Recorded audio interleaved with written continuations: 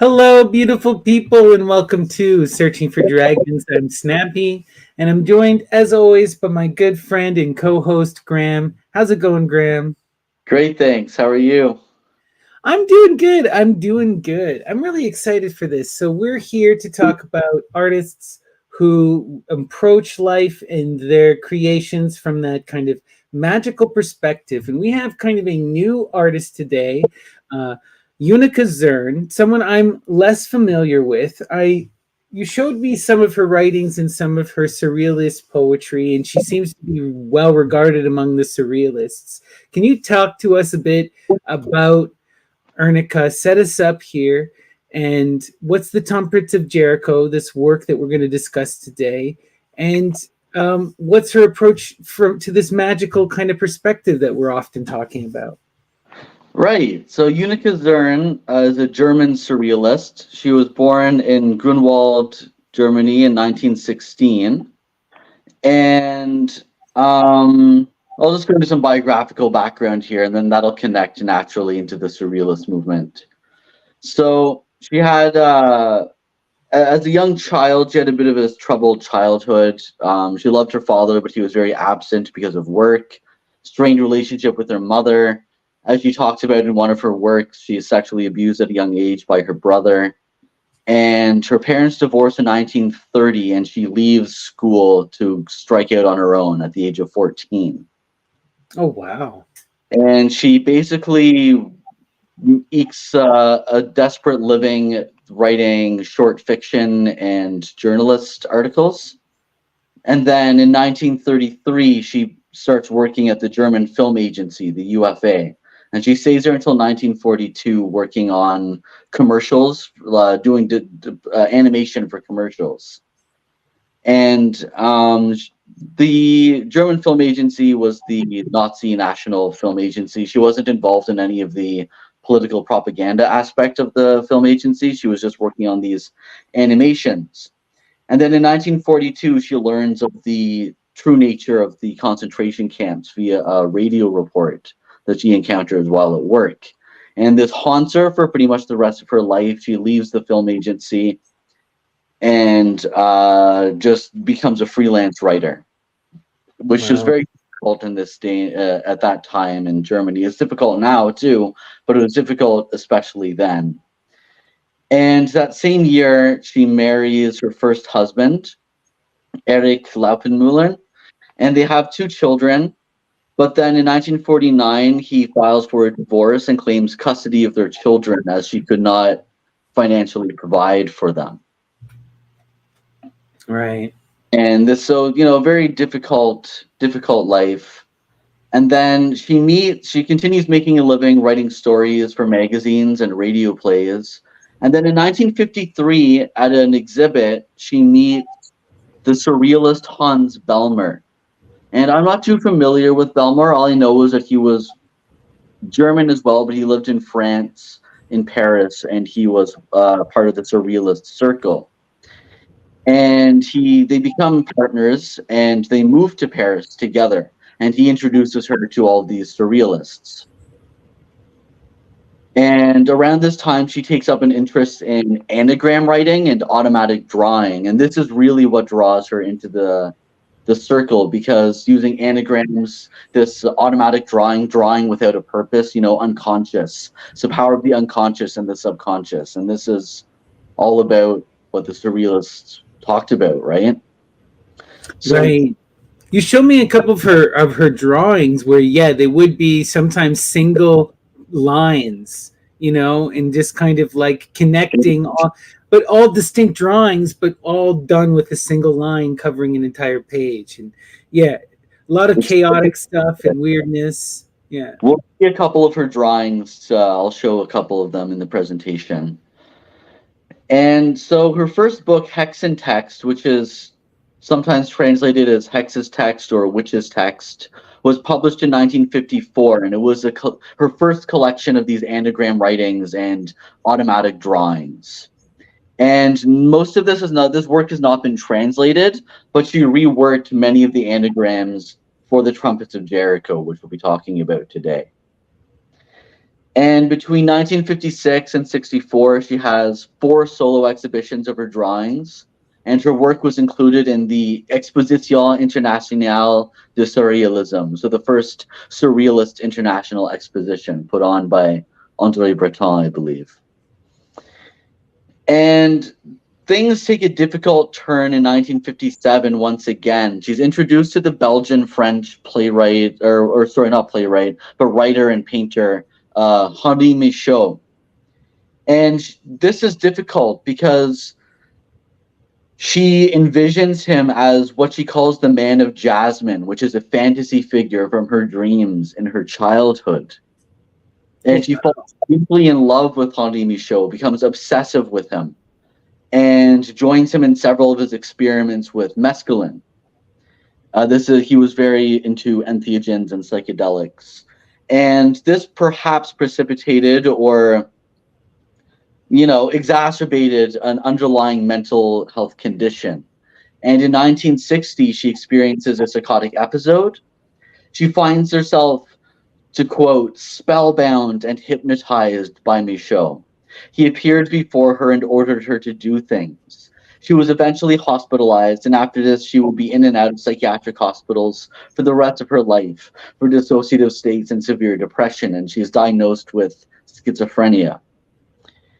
And throughout the 60s, she writes intensely. Her 6 publications that we know of were all released or all written from 1960 to about 1968. Oh my gosh. Wow. Very intense, prolific period, but also marked by extreme mental instability and, again, these fantasy visions of this dissociative fantasy with Henri Michaud. I don't believe they engaged in an actual relationship, but she saw him as, again, this fantasy figure. As she appears in her work, The Man of Jasmine, this written from 1963 to 65, this chronicles her entire experience with him. And it's like reading a hallucination, as someone who suffers myself from psychosis, it is a very accurate depiction. Wow, intense. Cool. And so after her first hospitalization in 1960 and a suicide attempt shortly after, she returns home in a wheelchair and destroys most of her drawings and her writings. Her partner, Hans Bellmer, who she lived with, kept some of them, was able to save some of them. And so that's why we have these manuscripts that have been published. But she destroyed pretty much everything. And she was subsequently taken to the St. Anne Psychiatric Clinic, where she was treated by Gaston Ferdier, who's the one who administered electroshock to Antoine Artaud. Oh, wow. I don't believe she underwent electroshock, but she was treated by the same doctor, which is kind of odd. He was well known in the medical circles, so I guess it makes sense. But similar conditions, maybe, or at least what they would have assumed at the time, to be similar conditions. Exactly. And so, despite her ongoing battle with mental illness, she continued to produce work up until her death. And Henri Michaud, the Man in Jasmine, would regularly bring her art supplies with which to use her drawings and writings. And sadly, she passed away of suicide in 1970 by jumping out of the window of the hotel in which she was living in with Hans Bellmer. And some of her texts were not published until after her death, posthumously published. And so what we can get from all this, a very tumultuous life marked by periods of instability, but also profound creative magic. It sounds like it. Incredible. Wow. So tell us about the Trumpets of Jericho. When was this created, and what is this specific work about? Like, is this from that fertile period from 63 to 68, or? You wrote this work in 1967, I believe, and it was published in 1968. Beautiful. Trumpets of Jericho, if we go to the next slide, you will see the cover, which features one of her drawings. Very chimerical and dreamlike, in my opinion. Oh yeah. So the Trumpets of Jericho, as described by the translator of this edition, which is from Wakefield Press, 2015. If we go to the next slide, we can get some description here. So this is a fierce fable of childbirth, and it is in many ways one of her strongest literary works, and yet perhaps owing to its transgressive content, one of her last to finally be translated into English. It was written after Zürn had already given birth to 2 children and undergone the self-induced abortion of another in Berlin in the 1950s. The Trumpets of Jericho dramatizes the frontiers of the body, its defensive walls as well as its cavities and thresholds, animating a harrowing and painfully twistedly honest depiction of motherhood as a breakdown of the distinction between self and other, transposed into the language of darkest fairy tale. Oh, that sounds intense. So she's imagining motherhood through these dark fairy tales and this kind of very um, aware, full experience, right? Oof. Exactly. You know, as one who's undergone this experience before, we can clearly it marked her significantly to write this work. And so the language forged through the course of the dreams of birth and death described here is the most valuable aspect of the novella. In it, we see Zürn swirl, agitate, and convulse her words until prose and anagram poetry converge, creating an incantatory style of uncanny beauty. And so this idea of the anagram poem or the anagram writing being incantation, this is where the magic comes into Zürn's work. It's about, you know, conjuring new images from already created images, rearranging the language, cutting it up, rearranging the words to create new words, new associations. That's beautiful. It really makes me think of, like Burroughs and Genesis Peorage and people in this whole kind of vein. There's the cut up is I'm trying to remember. There's many different artists, but yeah, it's a beautiful idea. I love the cut up. And so, the translator, Christina Svensson, she says, from the start of the Surrealist movement, the Surrealists insisted on the importance of being inspired by a female muse. And these muses put the male artists in touch with the powers of the unconscious mind through either madness or love. And the earliest muse figures were unnamed women, the hysterics kept as inmates of the Salpêtrière hospital in Paris. And later, these muses were also wives or girlfriends of the artists. But what's important to point out here is that these muses were all artists in their own right. And they should not be associated simply as muses for these male artists, These women were powerful figures. And, Nadja, for example, the partner of Andre Breton for a long time, just powerful writers and artists. And Unica Zürn is one of these later breakouts, so to speak, and one of the darker muses. She became known as a member of the Surrealist movement by appearing on the cover of the journal Le Surrealisme Même in 1958, where she is photographed from behind in the nude by her partner, the artist Hans Bellmer, and her torso is so tightly wrapped in twine that the string incises her body, making her appear inhuman, a formless slab of meat. That's so intense. Yeah, this makes me think of several other people that we see from this period, right? There is this tendency. It's complex when you're dealing with something with the muse, because you're right. All of these women who are muses are artists in their own right.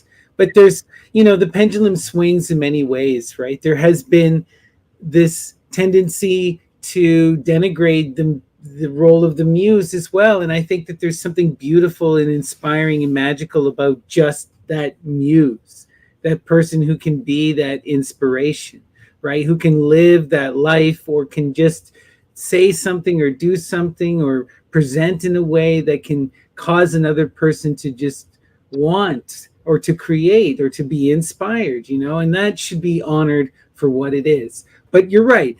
people aren't just a muse. People are many things, and there many often are many artists.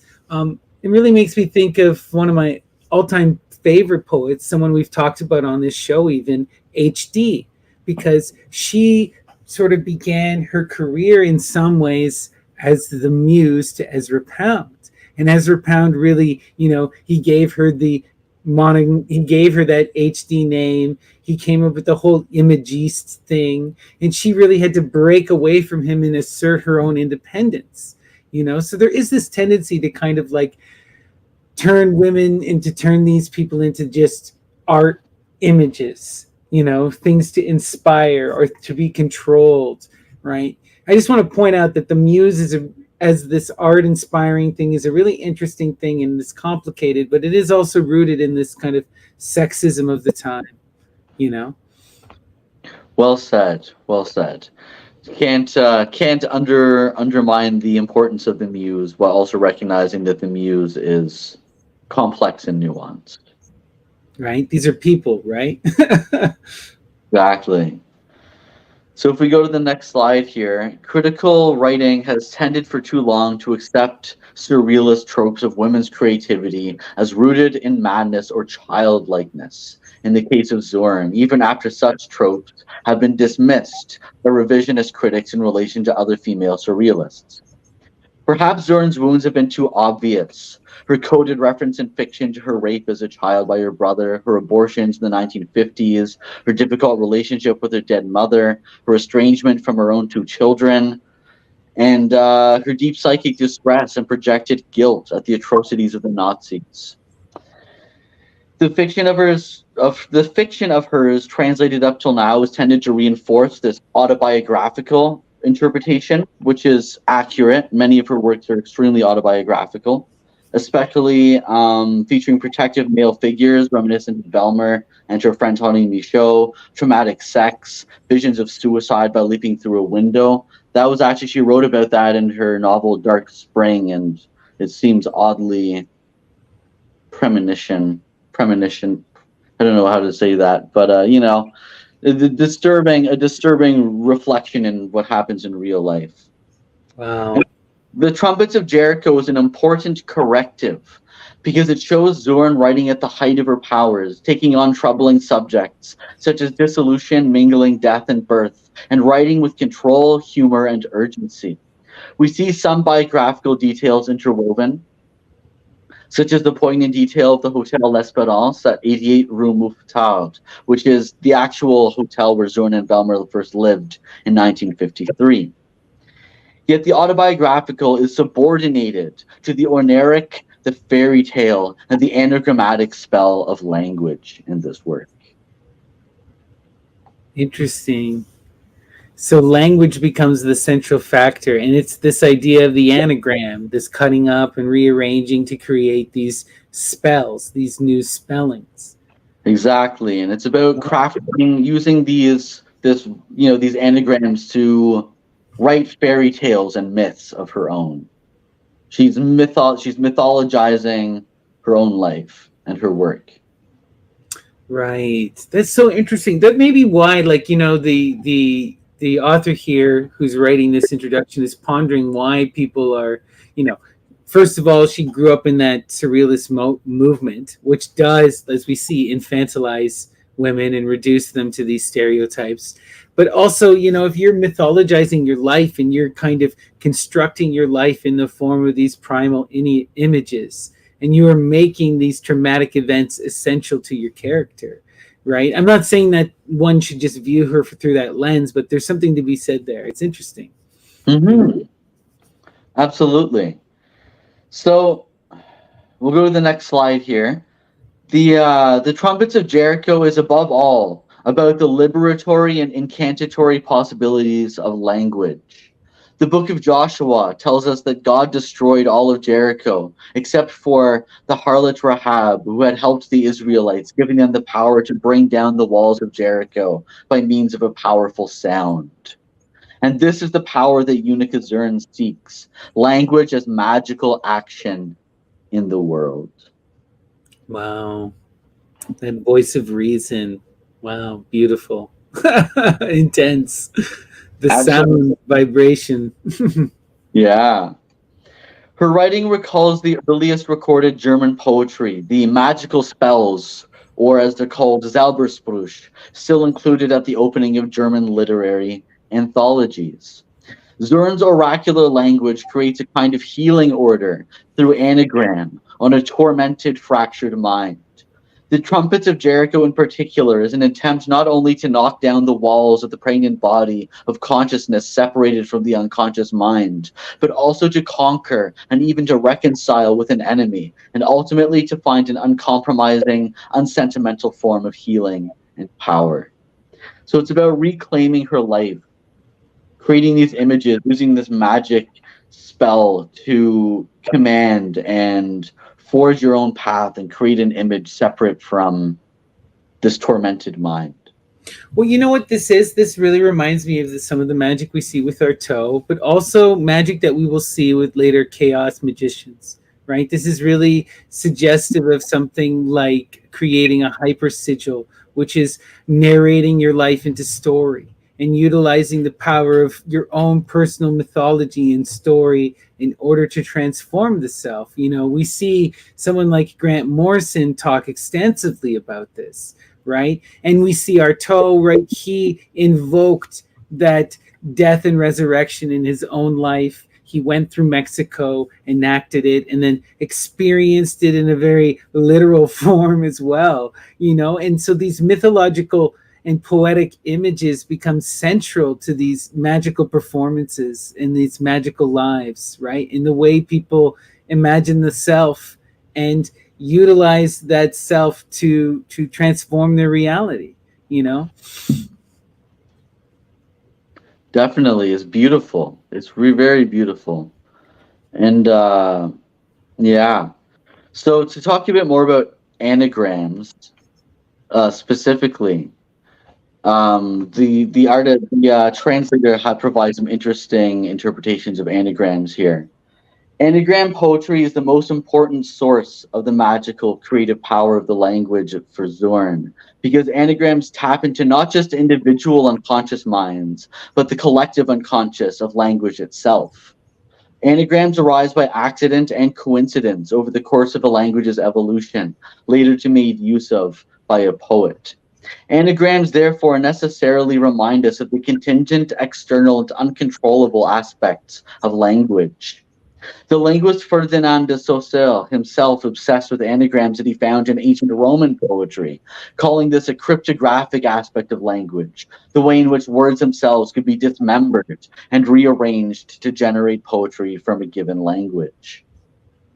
It's so beautiful and that's so powerful, right? And recognizing this long-standing tradition of this, right? Seeing it within the Latin, you know, you'll even see this within the Greek, right? And it's true, all of these central magical things are these anagrams. Like one of the most famous and common that people will recognize is the Seder square, you know, which is that word sator over and over and over in various iterations throughout that projection of the square, and each one is a different word and it has a different meaning, and a lot of it has been lost because it was so mysterious, you know. Anyway, it's interesting. I love it. I love it. So we'll go to the next slide here. Belmer saw Zorn's anagrams as part of the Surrealist practice of automatism and automatic writing that he shared with her. Chance plays a role in what she writes, but her own mind inflects what chance gives to create an accurate weather report of the self over time. Belmer writes beautifully of Zurn's results, describing them as language images that cannot simply be thought or written up.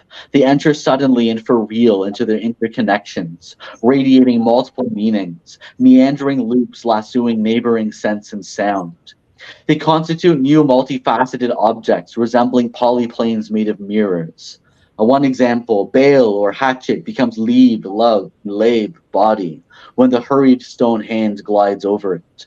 The wonder of it lifts us up and rides away with us on its broomstick. Love that. Beautiful. Wow. Interesting interpretation.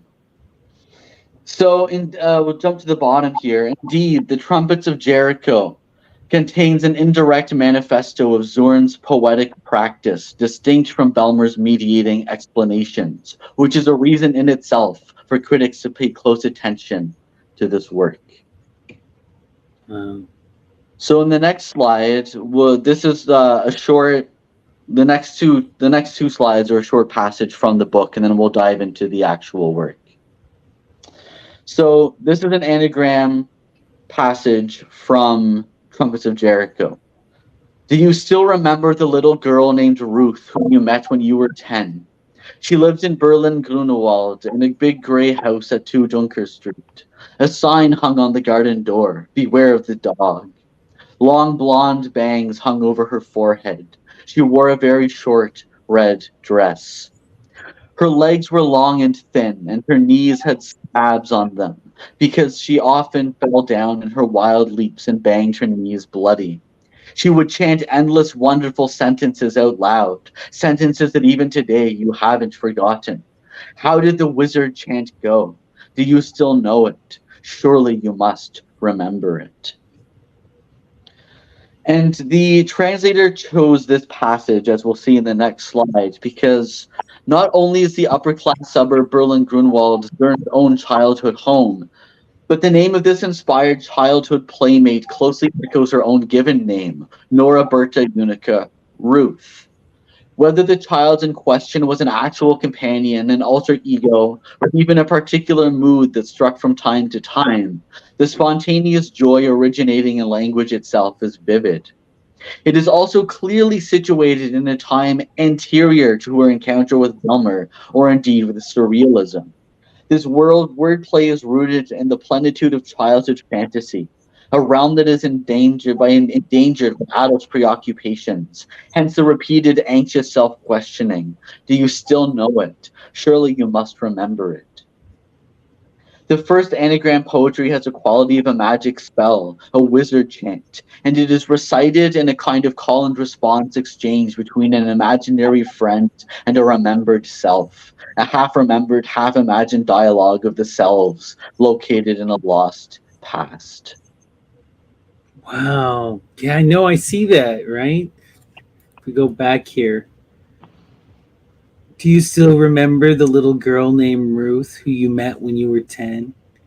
You know, it's such a beautiful, interesting So clearly piece. it's about some idyllic time or a mood, like they say maybe, that she's trying to reconnect with in this passage.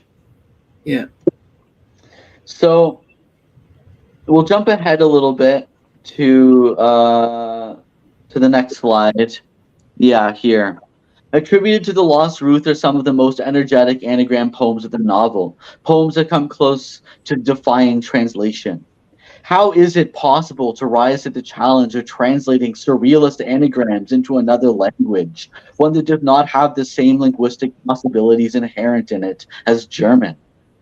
A brave translator might try to recreate the anagrams anew in English, finding rough equivalents and focusing on wordplay over content.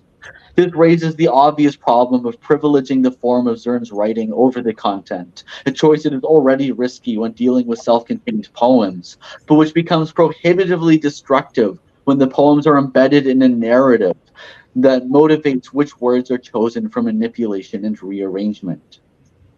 As the translator says, I have been faithful to word repetitions and word associations as much as possible, but have occasionally replaced, often imperfect, anagrams with other forms of repetition, particularly alliteration, which recombines and repeats the vocal sound of a word rather than the alphabetic letters. My hope is that my translations faithfully preserve the feeling of the original, while at their best repeating the estrangement of Zürn's anagrammatic practice on linguistic meaning, her running her chants through the language machine for one more iteration, this time between languages rather than within a single language. Surely this refracts even more visibly the unconscious kernel of language, the associations built up over time by cultures and reveals in poetic practice. Oh, wow, beautiful. So I think that was just important to include, the translator's attempt and journey in creating this, because these we won't see a lot of the actual anagrams in English. They were contained in the German.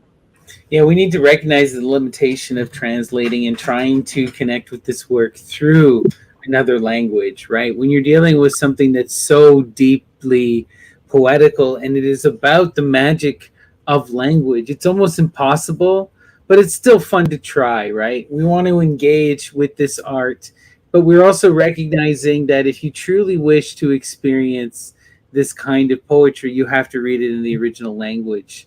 Um, but this is a Exactly. good attempt, It's a noble attempt. I wish I could speak German and read the original text, but right? You know, such is life. So we'll jump into the text now, if that's okay. Yeah. or am I head to? No, no, you're on the right one. I was just Okay. thinking, and yeah.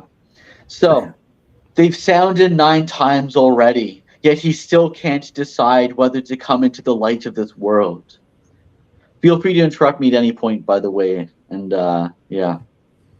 For the last 9 months, I've lived in a gruesome inner union with my unborn, suckling infant. The big, slack, glistening amniotic sac burst with a loud bang on a Tuesday morning in the cold February light.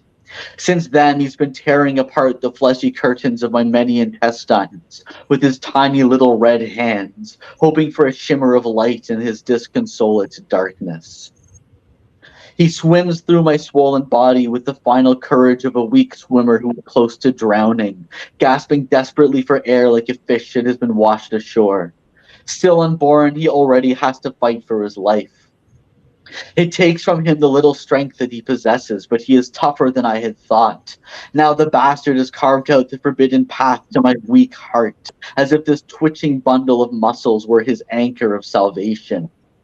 He bores his small finger down into my heart and clings tightly to it, like a person might cling to the tautly stretched rope of his gallows. My heart is terrified by this assault and wants to stop beating. I lean very far forward, lay my mouth on my swollen belly, and shriek loudly in long drawn out notes to frighten my unborn suckling. The sweet days of youthful peace are over, when I was still slim and hurried with big steps from one lover to another, impatient for the biggest adventure, the adventure that didn't want to appear. Oh my gosh, that's so intense, and What a so question. something we don't ever talk about or really consider much. In our greater culture, is just the pain and the suffering and the fear that can accompany pregnancy. And this recognition, like seeing it from this perspective, where she's viewing her child as this tiny kind of monster inside her that's scraping at her insides and her intestines, eventually reaching up to her heart and squeezing at her heart to the point where all she can do is scream and just, why don't you want to come out of me? Like, oh wow. It's powerful stuff, and brings to mind maybe some of the mindset she was in when she underwent her self-induced abortions. I'm not really sure, but it would make sense. Pregnancy, a lot of people don't talk about the dark aspects of it. Like, I think 1 in 5 pregnancies end in miscarriages, and that's very painful for the mother. Of And course. I can't speak for it as I'm not a woman, but I know women who have had birth and have had miscarriages, and it's a profoundly troubling, marking experience. It's beyond transformative, beautiful, terrifying, all of the above and more, right? Exactly. So, last line. Who was it anyway who fathered this hateful child in the 16th year of my life? I've forgotten. There were too many who followed my graceful footsteps, too many who wanted to share my youthful nights, too many that I left behind paralyzed in the hips. Didn't I forbid them all to make with me a child? Now my beloved freedom, the dancing freedom of a proud young cat, is in danger, and that's why I am cool-headedly deciding that this suckling must die. I live alone in a round tower chamber. My friends are the black ravens. Apart from them, I have no friends. Proud, young, independent, and a member of the Eccentrics Club, I spend my days however I like. In other words, doing nothing. Lost in my wild, passionate dreams, I refuse to forgive my father for begetting me. He begat the most dismal melancholy and anger against life in me, an unconquerable inheritance. How often have I wanted to throw myself out of the tower window and into the depths? Only my unconquerable laziness stopped me. I would have had to bury myself afterwards since I had nobody to do it for me. I hate the notion of slowly rotting in the raspberry bushes at the foot of the tower. Maybe the ravens would have been my grave diggers. But this is not the problem that concerns me now, namely, who will free me from my unborn suckling? He doesn't seem to have any intention of leaving my body, as if he suspects the fate that awaits him. I climb for the 21st time onto the tall table on which my last meal still stands, and leap down onto the floor. Maybe these hard shocks will move him to finally leave my body. If I weren't so afraid of pain, I would take the sharp bread knife and use it to open my belly so that the bastard whom I hate with all my strength could leave me through that hole. Holy. Jumping up and down, trying to make yourself give birth. It's a very intense narrative. It starts off intense and then gives way to these dreamlike images. But this is what's setting the scene, is this horrific Right. Well, we can undertaking. also understand this, right? She's like, I was always good, like I always made men promise not to get me pregnant. And then she's like, her whole life is now about to change. And she's recognizing that she has no one. If she can't be that dancer out in the world, then she has no friends or connections, really. You know? Mm-hmm. Just her and the suckling, as she calls it. Important to note that it's the 16th year of her life that she's pregnant as well at the age of 16. That's very early, Absolutely. dramatically changes the course of your life. Oh my gosh. No, no, no, no. This is understandable from anyone, let alone a child. Oh my gosh. Wow. Let's go to the next slide. A raven flew into the window and is picking at chunks of meat on the plate. Go ahead and eat in peace, good beast. I grant this to you and to me. The bell tower strikes 8 o'clock in the evening, and the tiny little red hands of my unborn suckling are still dissecting the many beating chambers of my heart, which is stretching and compressing itself in a quiet rhythm. The weight of my unwanted suckling is monstrously heavy in my breast. If he stays high up, maybe I can give birth to him through my mouth. I have an uncle who gave birth to his daughter through his ear at the age of 66. Later, I will set my uncle's story down on paper. I push out a violent cry to challenge him to climb up into my bloated, distended throat. It is a monstrous torment for me that this Satan doesn't want to leave me, as if he suspected what an exquisite death I had been preparing for him. Since the first month of my pregnancy, I have been dreaming about his endlessly slow, celebratory death. He who has sucked all the strength from my flesh and bones day after day for 9 months. He will die slower than a snail can move, limpingly covering 1,000-mile trail. And I will ceremonially pack his tattered bloody remains in 7 different packages and send them to my last 7 lovers. Maybe he is equally the son of all 7, since these men could only sire a single son.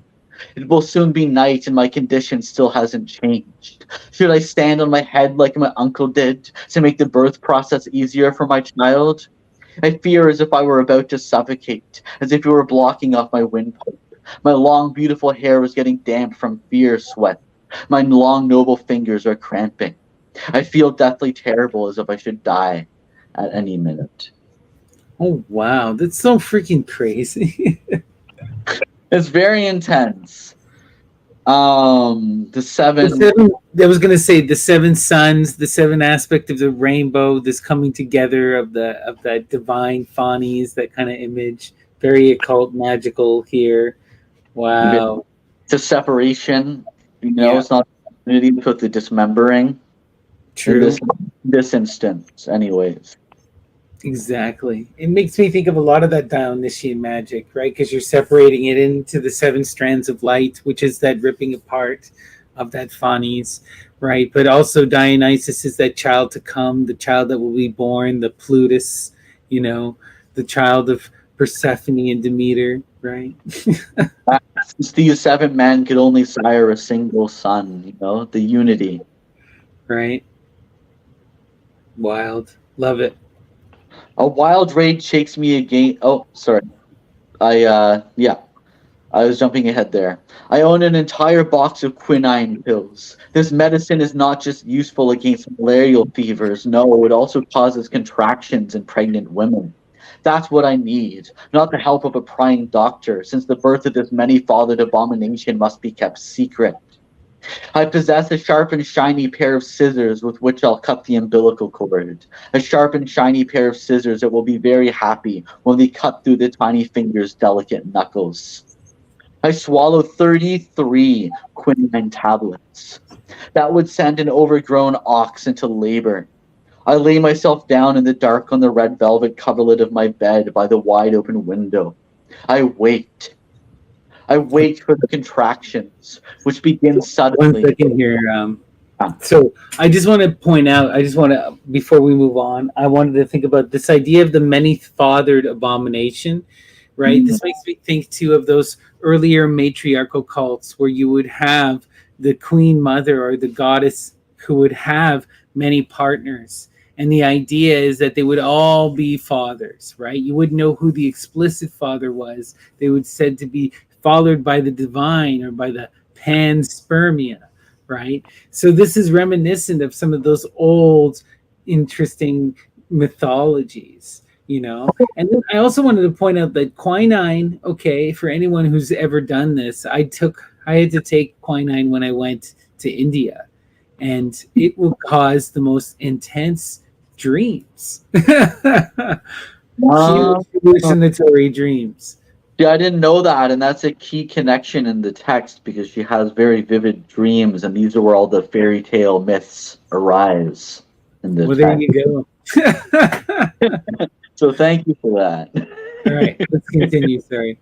Sure. I rocket up and down on my bed as if I were lying beneath the heavy, smothering body of a giant. I want to escape these excruciating labor pains, but I can't. They grow stronger and stronger every minute. Quavering waves move my stomach like the sea moving beneath a storm. I groan like the brittle, rotting wood of an old tree in the wind. I curse the seven fathers of my son because they are the ones to thank for my being in such pain. A bat darkens the moon in front of my window and sails into my room, soundless as a butterfly. It entangles with its little claws in my long, damp hair and tries vainly to free itself. I beg of you, honored bat, go land on the table where you will find a plate of tender beef that will melt on your tongue. I honor you, you serious, uncanny night spirit, you who resemble a gray mouse with leathery wings. I will give you all I own as a present, and that's not much, but please leave my hair, because you are bothering me during the serious business of bringing my child into the world.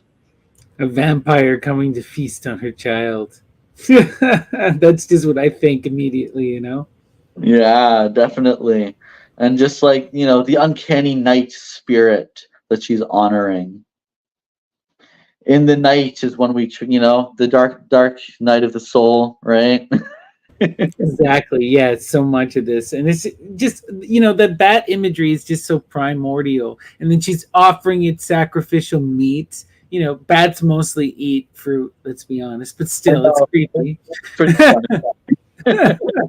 And then in your hair, getting a bat in your hair, that's some pretty, classic horror movie stuff. Every contraction, and now they are coming in short 1-minute intervals, fuels my hate for the child. It will surely be a repulsively ugly child, since his mother hasn't granted him a single good thought during 9 months in the womb. The bat, half dead from fright, is laying down on my hurting head and will hopefully fall asleep.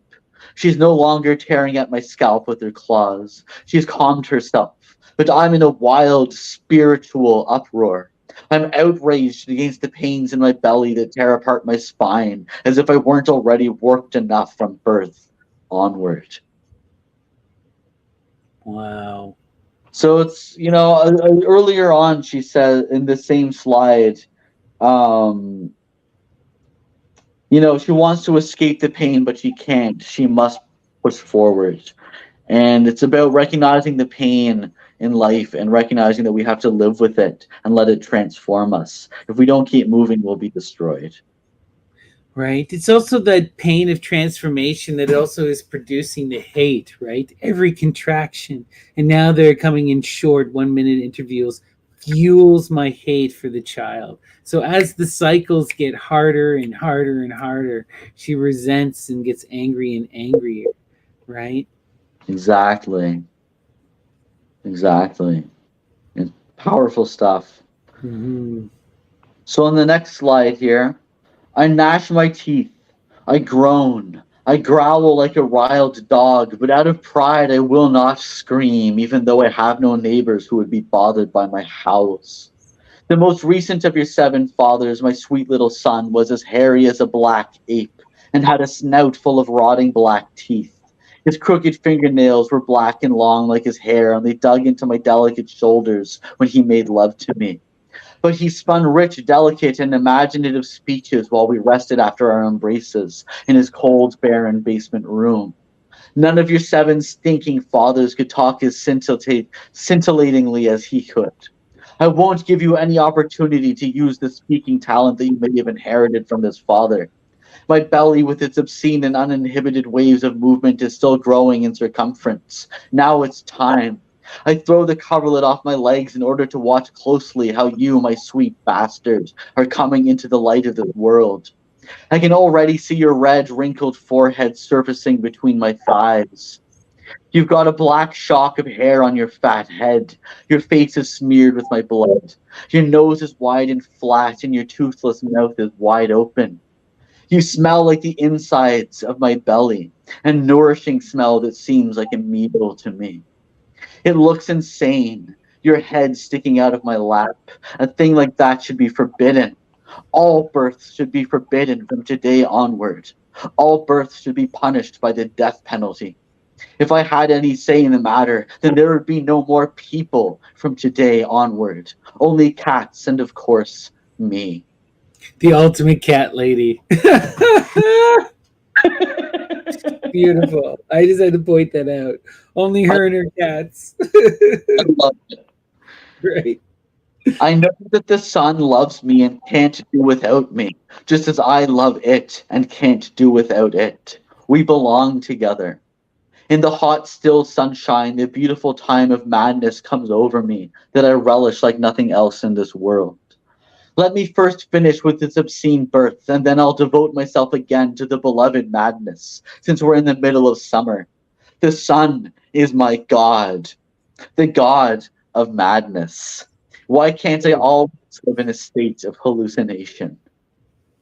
So we got So to this, point out, of course, right, the sun connection, right, that generative power of the sun, and the dark sun, the black sun, is Dionysus, the god of madness, the sun in the underworld, right? why can't I live always in a state of hallucination? She wants to be in that Bacchic revelry always. Right, perpetual. I complain bitterly that I'm normal for the majority of the year. The sun comes so seldom to the miserable climate in which I must live. The clouds are always massing themselves together in front of her shining face. Her glow is rarely unveiled completely. I hate the clouds and the rain, which weighs me down like lead and makes me shiver from cold. I begin to pull on the head of my unwanted son. His bones are soft, and it is entirely possible that he will die under my 2 hard hands before his body is entirely passed out of my own. A wind picks up, howling, and the bat on my head pushes out a cry of sorrow. If I rip my son's head off, I won't have helped myself at all, since the rest of his body will be stuck inside me. My labor pains are tremendous. The body that slowly follows the head is so misshapen that it completely tears me to pieces.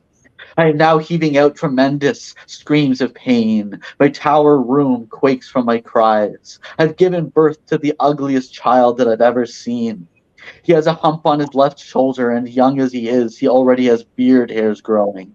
He has round, bulging goggle eyes like a frog, and he shrieks as if he's about to be murdered until he sticks his red fist into his ugly throat. He appears to have entered the world with a ravenous hunger. Relieved, I cut through the umbilical cord, and am finally free of him. Oh, so terrifying. Seeing the child as such a monster, it's just so foreign and shocking. You can understand it, but it's so irrational at the same time, you know? Whoa. All births are beautiful, but she only sees the ugliness because she doesn't want it, right? Exactly. Exactly. It's not that the ugliness isn't there though either, right? True. Oof. Life is ugly. Intense. I have the urge to drown him on the spot or sit on his face and suffocate him, but I've suddenly become very tired. I hear how my abominable child sucks loudly on his fist, making smacking sounds. He seems to feel content. My breasts are hard and heavy, filled with milk. My breasts hurt, but I would rather die than let this hated bastard drink from them. He trembles from cold. Let him croak. How he must have gotten used to being warm and comfortable in my belly. Yes, my son, the world is cold and hostile. I lay him on the floor naked as he is. Luckily, he doesn't cry. If he bothered me with his cries, I would kill him right away. Black hairs are even growing out of his ears and nose. Hideous creature. The night is warm and quiet. The bat on my head has stopped moving. Maybe it died of fear. No, the night is not warm and quiet. The storm whistles around my tower and I suddenly go cold. I crawl into bed and pull the blanket over my head. This ugly day is over. I won't even go to the effort of cutting my infant into 7 pieces and packing him up in 7 boxes. I won't even torture him, though I would have enjoyed it so much. Tomorrow morning I'll bury him alive. That will be simplest. I count out loud and recite folk songs to tire myself out. I can't fall asleep, but then I fall asleep after all and dream. I dream of 2 naked, ugly twin brothers who are holding themselves wrapped together at the hip and are hopping down a mountain. They sing at the top of their lungs. Wandering is the miller's joy, wandering is the miller's joy, wandering. The ground under their feet swarms with fat black toads that they stamp on with their big feet. I sleep and dream of 2 naked twin brothers who wade through a sea of bloody black toads and perform wild leaps. That's so interesting. It makes me think of frogs from Aristophanes, very Dionysian, and this idea of leaping over the frogs, the fools. Oh my God. And then twins. Interesting. Very interesting imagery.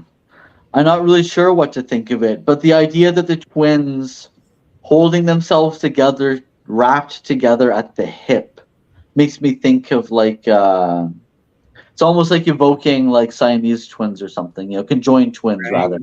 Absolutely. I'm Wow. not sure what the mythic imagery is there, the twin, but yeah. Interesting. So on the next slide, we'll jump down to the bottom, which will lead into the slide after. I rub my eyes with my fists to make the interior of my tower, which I have seen too many times, vanish. The sight of the round, bare room has become tedium. When I rub my eyes with my fists, I see fantastic images. Purple hallways decked with golden stars, colorful moving serpents in a chaotic knot. A glass palace with wide steps made of snow, a rotating crown made of pearls and gemstones that cast long glittering rays into the night. And always again, that long row of purple velvet halls stitched with gold stars. Oh wow, purple. We got our magical purple. Colorful moving serpents in a chaotic knot. In a glass crystal palace, Wide steps of snow, rotating crown made of pearls and gemstones. Wow, glittering rays into the night. Purple velvet halls stitched with the gold stars. That makes, oh man, that screams Orphic Vox to me, right? And the Theriac, right? These transformative drugs. And this is still her dreams? Yeah, so it's the quinine that's inducing it. So, Wow. and the colorful moving serpent, the serpent, another mythical image. The chaotic knot makes me think of maybe the Gordian knot. Yeah, for sure, absolutely. Or various iterations of the Celtic knot. Mm-hmm. The glass palace could be the crystal palace of Eros and Psyche, or Aphrodite. This idea of this golden star, with the purple. Again, it makes me think of Aphrodite Urania, the goddess in the heavens, right? The purple is what allows you to ascend to the heavens and be placed among the stars. Exactly. It's beautiful, beautiful imagery. Suddenly, I want to take a bath and wash the blood from my thighs, but I don't move. I lie there motionless in my filth and feel sorry for myself. Today, the day I brought this ugly child into the world, I suffer more from my loneliness than on other bitter days. I cry for all the unhappiness of the world. A stream of tears overflows my face, and I shake from suffering. Around the lake, the ravens talk. The roe deer and the blackbird drink tea, and no mortal soul was looking after me. The raven, seer of the evening's calamity, knocks 3 times with his beak against my window. My heart-wrenching sobs wake me up. Finally, I awaken from the frightful dream. I'm alone. Alone. I cast a mute, icy gaze in the corner of the room. No monstrous sun is visible there. From behind the wall, the small voice of the moment speaks to me. Your best shot is sinking. Soon your time on earth will be over. The finite limps quietly around the yellow corners. Soon you will lie beneath the stone and sink. Soon you will hate your life's happiness, which was your childhood. The small voice of the moment that sings every unhappiness with the blue gaze of mute ice will soon, very soon, fall silent. I sit in my mummy chair and unhappiness gnaws at my leg. Happiness is a stupidity. Happiness teaches me nothing but just makes me empty. Okay. Wow. All right. I want to point out this image of the raven first, right?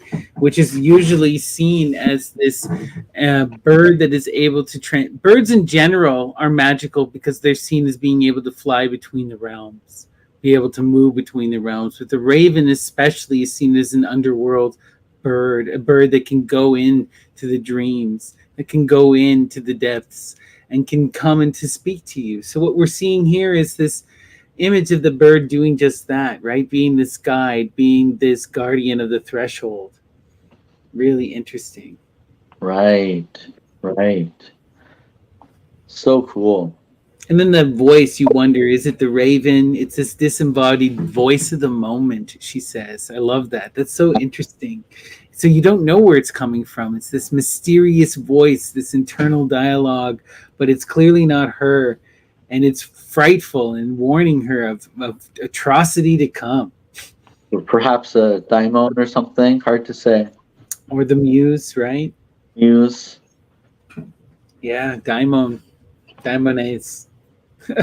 Wild. Jump to the next slide.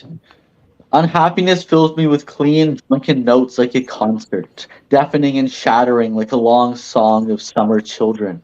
I sink again into deep dreams and don't stop asking myself if I will ever meet him. I go down 3 paths in the rain and see his image in waking. He, the magician, a black angel that encloses me in the dragon body. 2 silver rings lie in the way on the moist moss, our rings which we will never wear since we always go past one another. You and your country and me in my cursed gray city of rain. A long time in the rain, I'll be your. Okay, pause for a second there because there's some really intense imagery here. Being stitched up into the body of the dragon, by the black magician. Wild, right? This transformation. We know that the dragons are people. And this becoming of the monster is something that's so interesting. The feminine being reduced to the monster by this magician energy, right? There's something truly poetic here. And then also the two rings. This immediately makes me think of Aresh Kagal, right? There's this famous bas relief where you'll see Aresh Kagal. She's got the bird feet and she's holding the two rings. You know, this is also sometimes her in between the stelae or the pillars of Hercules, right? Or the two poles, like you see on the classic tarot card, the priestess, right? Interesting imagery here. Anyway, I had to point it out. Continue. Yeah, that's beautiful. I was wondering what you would make of that. A lot of interesting coded mythical language. Absolutely. I see death's hours hurrying by with bitter mouths. If only it were easy. If only it were finally infinity in which I would be allowed to live. Please push me, a poor dog tired of suffering, into the emptiness of the end. You are there, with whom I would like to see blinded. How often has the fine nerves dress been shredded in the terrible impatience with which I await the end of my days? Deeper, still deeper, I fall into the already sunken. Without yet having lived, I will die airless, softly in bed, neck broken, after 7 gloomy autumn weeks. 7 again. You keep seeing this magical image of the 7, right? Some other magical numbers will appear a bit later on as well. Wow.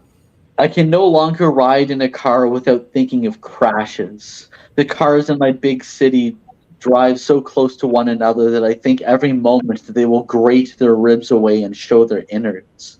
They rip each other's bellies open or lose their wheels, merely to beg and to yearn. Hurts. Every day I shout help, but no one hears me.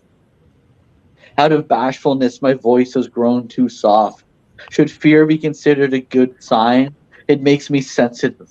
Who wouldn't want to be sensitive? I am extremely frightened of life. That is such a telling line right there. Extremely frightened of life, right? This creation of birth, it's about examining the other side, right? There's always horrors with life. This is such a Dionysian like writing. It's wild. As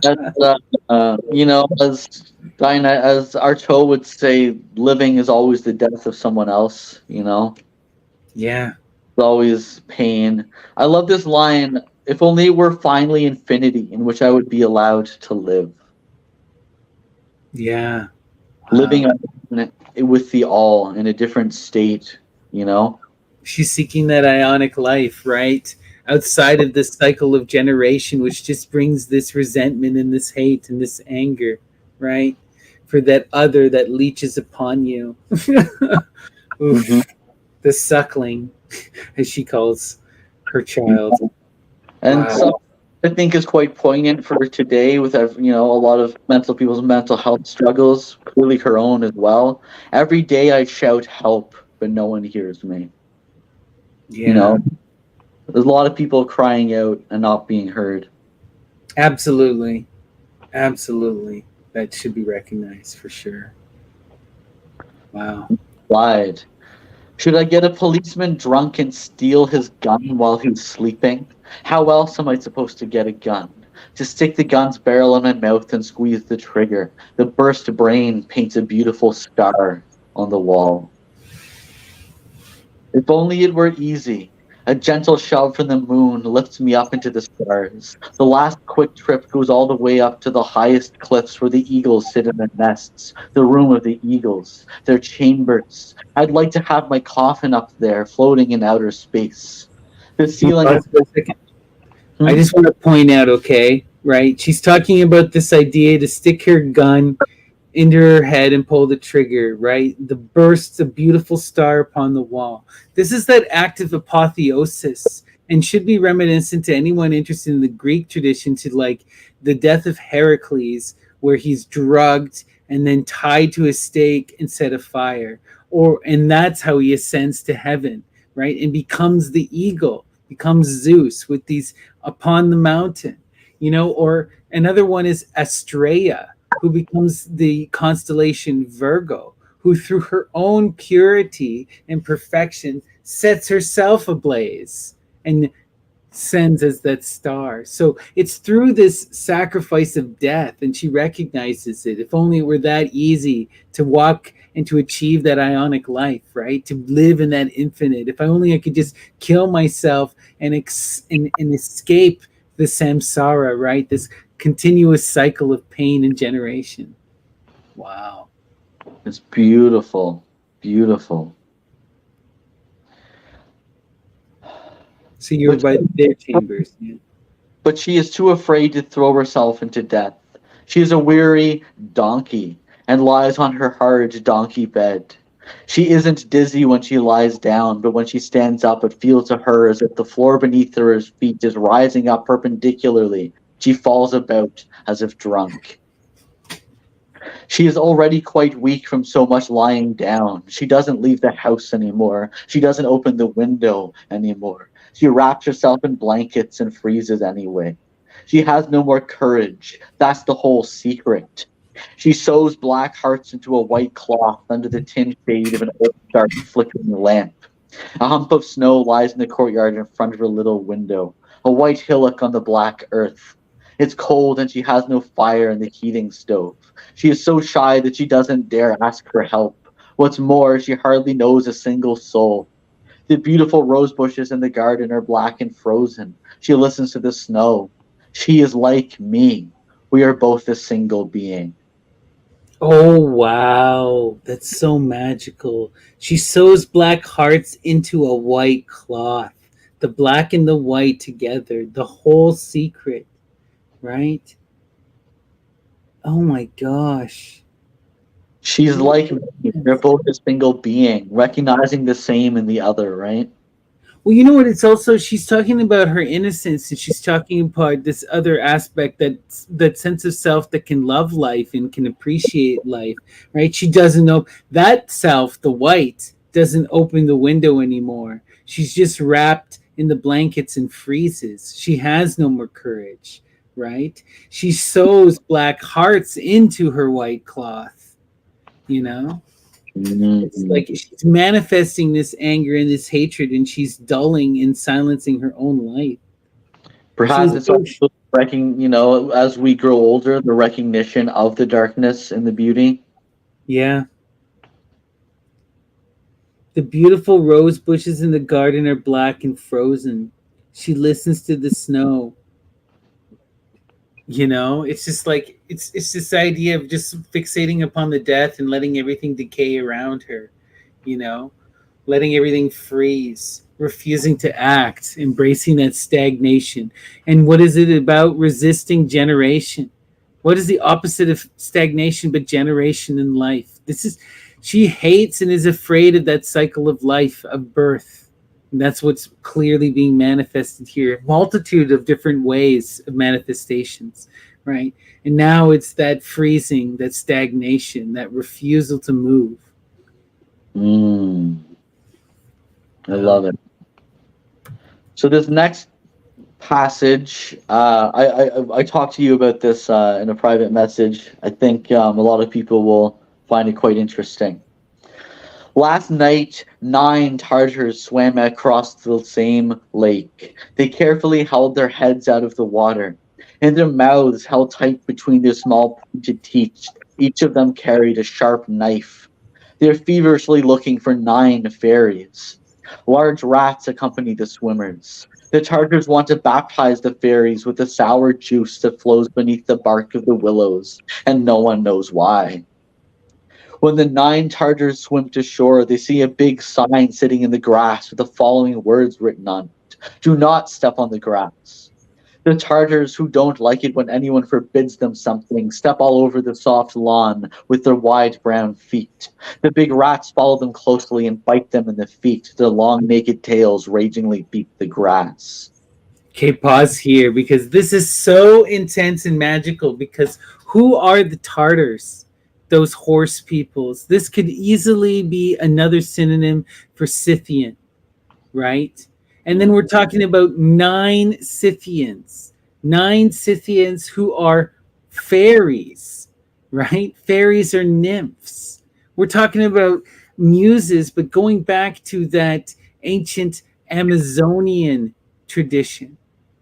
This is so freaking wild, right? And they're accompanied by these large rats that want to baptize the fairies, right? And they're trying to destroy them. They're trying to suppress these women, these horrible rats that are leeching off them, right? What are they talking about? You have these powerful Amazon women who have this magical juice that flows from their trees, that no one else understands. And then these rats that are biting at their heels trying to get it and baptize them in the waters. The rats are the Christians leeching off of that Amazonian religion. This woman is such a dragon. She's talking to us about freaking Medea. I just love that line. The Tartars want to baptize the fairies with the sour juice that flows beneath the bark of the willows, and no one knows why. They want to baptize them because they want to control them. They want to drug them and manipulate them. Wow. A lovely little water castle rises out of the lake. All its windows are lit, and the breeze is suddenly filled with entrancing music. The water is still and green like moss. A llama stands on the roof of the castle like a weather vane, turning in the wind. Its head points north. A wild date palm rips itself free of its roots and wanders slowly into the sea. The tired knives between the Tartars' teeth suddenly come alive. The knife handles bend and buckle in a wild lust to attack. The knives leap out of the wide mouths and bury themselves in the naked breasts of the Tartars, who are surprised to death. The blood runs like silk and slowly mixes with the semen from the duck's love nest. The shrieks of the Tartars meeting their death lures the fairies closer, and they see with satisfaction their enemies are lying in death. Wow. This taking the knife and stabbing into the breast. Okay, you're dealing now with, again, this imagery of these rites. If we look at Michael Maroulis and his hymnes, he talks about this when he's discussing what Vlad the Impaler does, right? He talks about how Vlad the Impaler would take babies and impale them into the chest through the breast, and then would drink the blood from this concoction as part of this elixir of life, as part of this vampirism, and we were dealing with this vampire magic earlier with the bat in her hair, and we're seeing it on clear display here. The blood runs like silk and mixes with the semen from the duck's love nest. Blood and semen in the duck's love, like they're creating that theriac, that porneia, right? The shrieks of the Tartars meeting their death lures the fairies closer, and they see with satisfaction their enemies are lying in death through manipulation and drugs. Fucking crazy. Sorry. It is wild. Idea of like the 9 blades and the 9 blades being inflicted upon the bearer of the blade just makes me think of like cruelty in the 9 of Swords. Absolutely. Wild. Let's keep going. A sea of flowers grows out of the dust of this life. The mirror images of the dead Tartars slowly waft up into the dark heavens and drift away with the clouds. If you look carefully at the clouds now, after a little searching, you'll be able to discern their figures. So they have transcended, and they've become, they've gone up into the sky. Oh, wow. That's so cool. Permanent images, which reminds me of like apotheosis almost, Oh, absolutely. They've transcended, right, and became the birds. This is like this. That's hugely important to the Greek tradition. There, It's beautiful. A sea of blue ibis blossoms floats on the lake. Wanderer. Pause for a second there, because the ibis, right? Ibis blossoms floats on the lake. The ibis bird. You're dealing now with Thoth, right? The god of magic. Hermes, and this idea of them transforming into these blossoms, into these birds. Like, this is crazy. Beautiful. It starts off very straightforward and just grim and brutal, and then it turns into all these beautiful fairy tale mythical images, you know? Right? Amazing.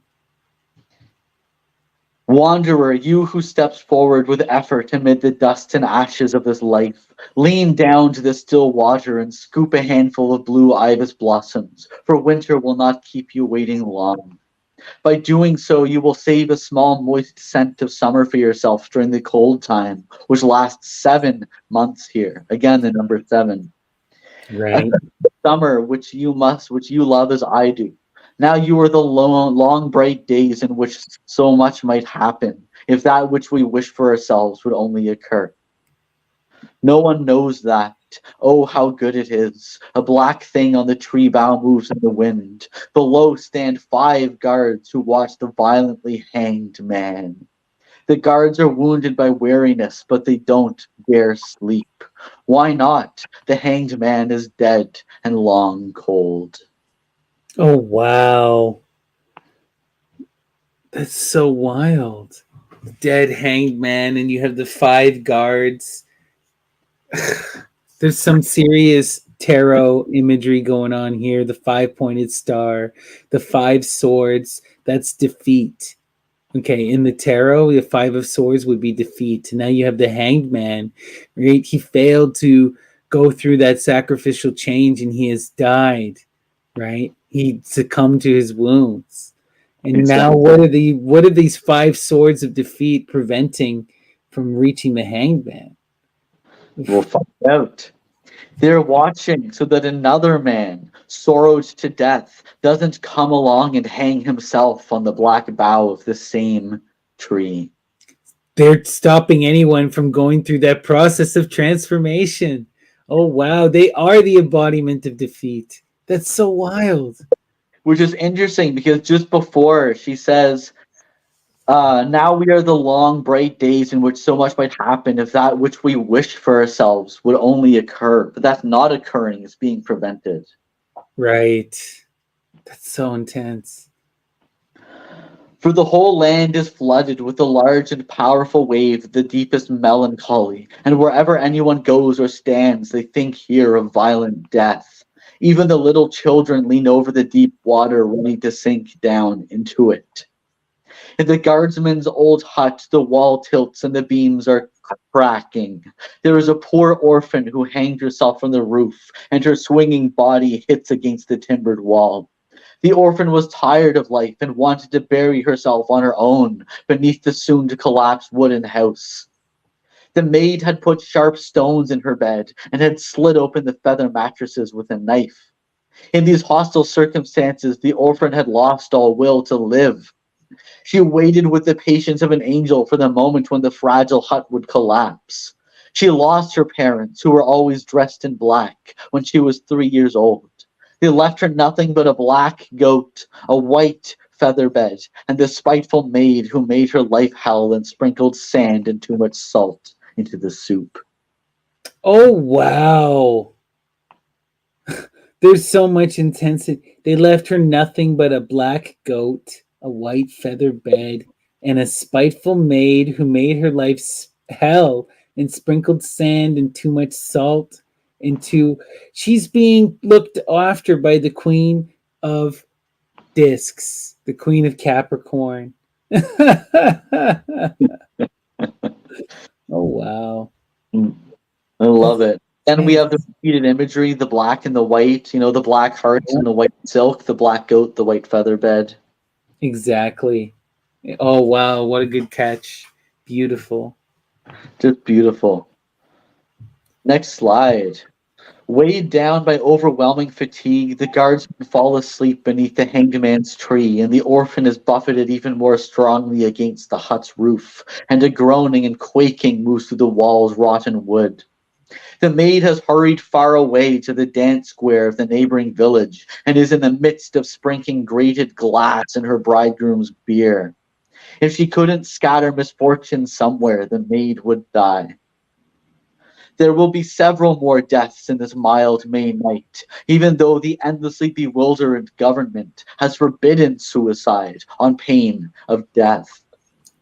That's so intense. So she's going around pouring broken glass into people's beer cups just for the fun of it. If she is cruel, she'll die, right? Yeah. Oh my gosh. She's the embodiment of that cruelty. And you know, forbidden suicide on pain of death. I think that actually was a thing in some countries back in the day, that suicide was outlawed, and if you survived suicide, you would be incarcerated. Yeah. So intense, right? They'd kill you anyway. Yeah, it's brutal. Oh, how good that no one sees how the hut is just about to collapse on the poor orphan. The goat spends nights in the meadow, and when the orphan is dead, no one will come to milk her, and she will have terrible pains in her swollen udder, just like I did in my swollen breasts in that hideous dream in which I gave birth to my son. Oh wow. She sees herself like the goat, right? Nothing more than a brood animal. The child saw, no, we're going on to a new dream now. The child saw a chest swimming on the water, a chest that wanted with all its might to get to shore. Maybe it was full of toys, or maybe there were only torn up old stockings inside. The child had already learned from experience that one should not have very high expectations if one didn't want to be disappointed. But what could be in the chest? Before it had time to look, the bedsheet rolled itself up around the child and transported it to another country, a country that has been called since time immemorial the land of How the Where. Of how the where, the land of the imaginary, right? The Peter Pan and oh my gosh, that's so interesting. How the And Where. transported. What, sorry? Another thing, the How the Where comes up again at the end as well, the land of How the Where. Interesting. There the world seemed much bigger when one looked over one's shoulder at it. There were people there with wilting and blooming noses. You could read the seasons from the people's noses. The cows could make themselves small like a fist in order to creep back into the cheese made from the milk. It was a complicated process, and they could do nothing about it. It was their fate to only exist as cows for a very short while. Here there were stones that rolled off into the horizon without anyone pushing them. The land was covered with rolling stones, which was sometimes dangerous if you stood in their way. They rolled right over you and onward, and you were flat as a bug afterward. Out of a fear of ending up underneath the stones, the people here swayed as they walked, like ships in a storm. Dark thoughts swirled down from above and sank into their foreheads, heavy as a drop of lead falling into water. The child was afraid of these perpetually fearful and sorrowful adults in this rolling land, and longed to return to the place of its birth, to the warm beach where yellow eggs as countless as grains of sand rolled like waves in mountains of white rock sugar. A, Wow. a beautiful, constant flowing movement, the sight of which filled the child with joy. But the child's legs had already grown weak from the monotonous cheese diet and were as thin as threads of wool. They buckled under his body when he began to make his way back to his old land. No toil or trouble could save it. It had to stay in the cursed land of rolling stones and eternal cheese smells. Its only refuge was a pillow that a merciful man, whose nose resembled a wilted oak branch, had given him. That's so wild. A wilted oak branch. Again, makes me think of Dionysus. What do you think of the cows making them small and returning to the cheese made from the milk? It's kind of like reminds me of the cycles, you know? Uh, Absolutely. exist as cows for a very short while, is what she says. And it's also this idea of the motherhood. What is the cow, right? The cow is this perpetual mother, right? She produces milk and she produces children, and that's how her most of her life cycle. Returning to the cheese made from their milk, if it's the mother, is it returning to its cosmic womb? Yeah, Unbirthing itself? unbirthing itself. Beautiful. Wild. Next slide. The child's head was heavy with yearning thoughts and reeled tiredly back and forth on his thin neck. This child did not grow old in spite of his soft pillow. It died young from cheese sickness, a painful and foul-smelling death that often befell strangers in this land. Oh wow, gross. I know, right? The next passage actually is in full on the next slide. My bad. Okay. 3.5 ghosts of unknown origin, transparent as glass, gnaw with pointed teeth on the dry green wood of my 6 window shutters arranged in a circle. The ghosts gnaw hotly in the wind. Do they want to scare me until I reveal the big secret from my beautiful childhood? The dry green wood crunches softly under their hurried teeth. They're holding each other's see-through hands and are chasing around my tower in an endless game of ring around the rosy. In high, thin voices, they sing an endless and difficult to understand song whose words I have learned by heart during the night because they repeated it so often. We ghosts gnaw hotly in the wind. You will tell us your secret. You will run in the gates. You and the hate. You and the wind. Climb into the rain. Wait while you go. Pour yourself into the blue miracle of the day. Your master Isis's poor dog hung on a branch. Oh, There, whoa. Your master Isis. Her poor dog hung on a branch. The poor dog, the dog of Isis. What? Isis is your great mother goddess in the Egyptian. That's so wild. Or one of them. Amazing. Continue, sorry. dropping these references left, right, and center, right? Wow. Where was I? There he dances as if it were a mast. Rock the gray beard, hush, hush. Dog on the branch, rock the gray beard into the wonder thing. Let it be day, home in a winter shirt. The icy sow walked next to the tiger in the wind. My hair, you sing, so that he hung in the tree like a ghost. Mouth open up wide and tell us the secret of your childhood. Oh wow. Tell us mouth open up your mouth wide. The hair and the tiger, like you're getting into some serious images, right? Those are both from the Chinese zodiac. This And you're now, revealing the secret of the childhood. This seems to be a theme with her too, right?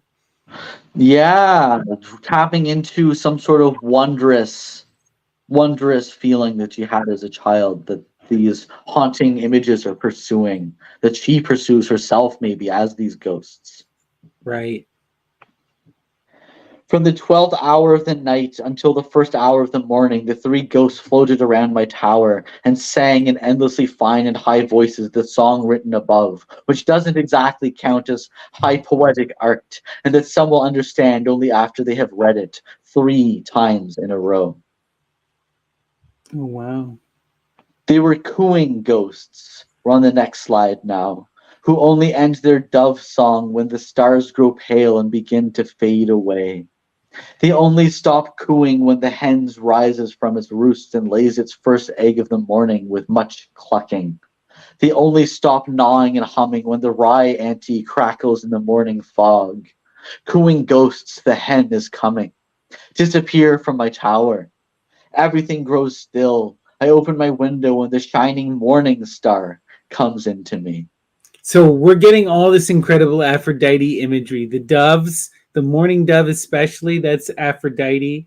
Now you're having the morning star, and then she just flat out says it that this it's coming into her. Yeah. Wow, cooing ghosts. Crazy. Drawing down the star, right? Literally amazing. It makes in a festive round and touches my forehead and my hands and my knees and my feet with its pale light. It mutters that it should disappear to make room for the sun. The day promises to grow hot. Seeds of madness, a strange illness of summer plants, circle outside and touch everything green with their poisonous breath. The seeds of madness bend the gorse into crooked shapes until it lies flat in the dry earth and can't rise up anymore. A sad sight. Oh, duck, hurry away from here. The rye ante is crackling again, and that means a second great disaster. Whether it's summer or winter, the disaster clings doggedly to everything that's alive. I even think there might be war, and then everything will take a turn for the worse. Oh, intense. Interesting, the duck keeps coming up as an image. Do you know much about? The duck.